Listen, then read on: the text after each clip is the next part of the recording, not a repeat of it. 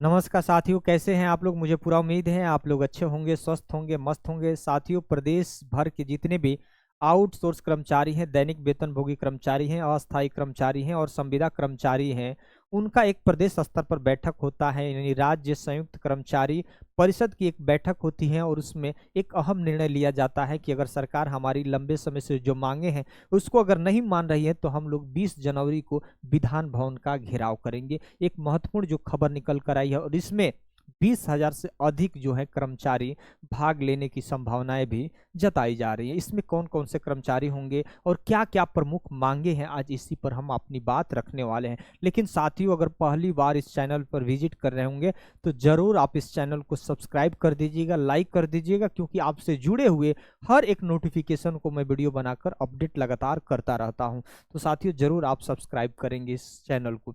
लिखा है 20 को विधान भवन घेरेंगे 20,000 से अधिक आउटसोर्स कर्मचारी, संविदा और अस्थायी कर्मचारी। राज्य कर्मचारी संयुक्त परिषद की बैठक में अहम निर्णय लिया गया। साथियों देखिए, ये बहुत ही महत्वपूर्ण खबर है आप सभी के लिए, क्योंकि हर कर्मचारी का जो लंबे समय से जो मांगे चल रही हैं उस मांग को सरकार बार बार जो इग्नोर कर रही है, इस वजह से आप लोग की बैठक में यह महत्वपूर्ण निर्णय लिया गया कि अब आर पार की लड़ाई होगी। यहाँ लिखा है कि 20 को विधान भवन घेरेंगे 20,000 कर्मी। राज्य संयुक्त परिषद की बैठक में विभिन्न मांगों को लेकर बनी सहमति। कौन कौन सी वो मांगे हैं?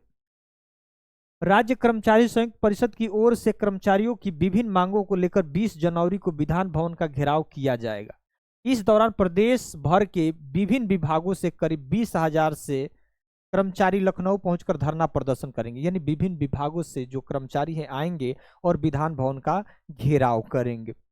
और संयुक्त परिषद के अध्यक्ष जयंत तिवारी ने बताया कि रविवार को हुई केंद्रीय कार्यकारिणी की बैठक में विधान भवन के घेराव के प्रस्ताव पर सभी पदाधिकारियों ने सहमति जता दी है। यानी रविवार को बैठक हुई थी जिसमें जितने भी आपके पदाधिकारी हैं सबने सहमति जता दिया है कि नहीं, हमारी लंबे समय से मांगे चल रही हैं और इस मांग को कम से कम विधान भवन घेराव करने के बाद ही हो सकता है कि कुछ उम्मीद की किरण जगे।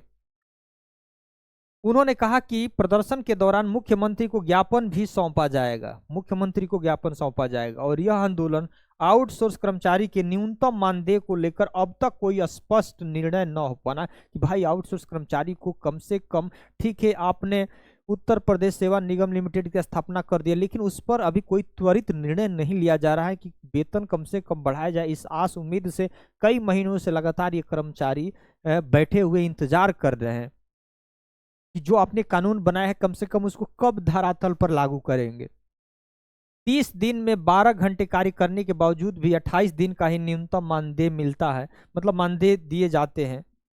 वर्ष 2001 के बाद कार्यरत जितने भी संविदा हैं, वर्क चार्ज हैं एवं दैनिक वेतनभोगी को नियमितीकरण के लिए भी नियमावली न बनाए जाने के विरोध में भी किया जाएगा कि भाई 2001 के बाद जितने भी कर्मचारी हुए हैं उनको भाई रेगुलर करने की भी बात की गई है इस बैठक में, कि उनको भी नियमितीकरण करने के लिए कोई कानून बनाया जाए कि उन लोग भी नियमित हो जाए। और इसके अलावा मुख्य सचिव की समिति द्वारा वेतन विसंगतियों का समाधान न किए जाने तथा 18 माह के महंगाई भत्ते पर अब तक निर्णय न होने से कर्मचारी क्या है, नाराज है। यानी महंगाई भत्ते पर भी कोई सरकार जो है एक्शन नहीं ले रही है, इस वजह से कर्मचारी संघ पूरी तरीके से नाराज है। परिषद के अध्यक्ष ने बताया कि 18 जनवरी को आर पार के आंदोलन की रणनीति तय की जाएगी। अभी 18 जनवरी को आर पार के आंदोलन की रणनीति तय की जाएगी। उसके बाद बैठक के दौरान समाज कल्याण एवं जनजाति विकास विभाग के 15 कर्मचारियों को राज्य कर्मचारी संयुक्त परिषद की आजीवन सदस्यता ग्रहण करने पर भी सम्मानित किया जाएगा। बैठक में परिषद के पदाधिकारी अरुण शुक्ला, प्रीति पांडे, नितिन गोस्वामी, वीरेंद्र वीर यादव, डीके त्रिपाठी, डीके उपाध्याय, त्रिलोकीनाथ चौरसिया, लक्ष्मी सोनकर आदि उपस्थित रहे हैं। तो साथियों, ये आपका जो सुनियोजित जो कार्यक्रम चल रहा है धरना प्रदर्शन का, ताकि आपकी मांगों को सरकार माने।